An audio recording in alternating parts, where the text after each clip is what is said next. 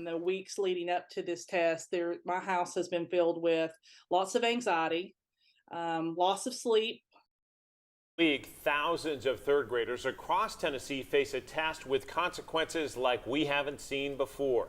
This year, failing to meet a certain score on the annual TCAP reading test will force them to attend summer school or sign up for tutoring or repeat third grade. Those consequences are the result of a new state law that took effect this year. 10 News reporter Krista Lucas joins us. And Krista, what does this mean for third graders?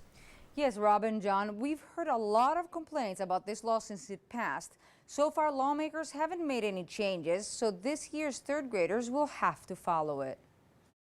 The third grade retention law intends to promote students who can read well. Susan Garland has a 9-year-old who's on day 2 of her TCAP testing. She's a strong reader, and so her reading ability is not in question. She does have testing anxiety. Garland worries COVID and its lasting impact could hold her daughter and the third grade classmates back. Third grade statewide was identified as the COVID group.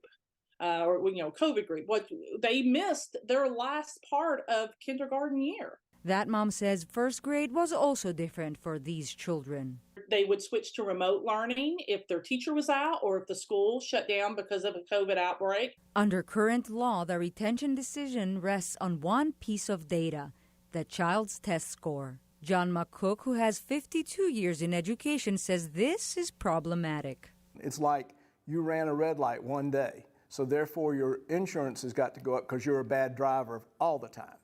But that happened one time. It's a one-test piece of data that you're using to make a decision on a kid's life. He says that creates a disparity between students and schools. The data started in terms, I think it was Texas and Michigan, that clearly showed that children of color and children of poverty are impacted disproportionately. The biggest fear for Susan Garland and her daughter lies in the future. The stigma attached with this one test can decide whether or not she's successful. There is a compromise bill that's going through the legislature right now. It says instead of one test, administrators would use multiple sources of data to make that decision. It also changes the appeal process. John, Robin? Right now, though, that bill up in the air, Krista, and the Senate did hear it today. We'll have the latest on that session winding down, though, in Nashville. Thank you, Krista Lucas. Newton.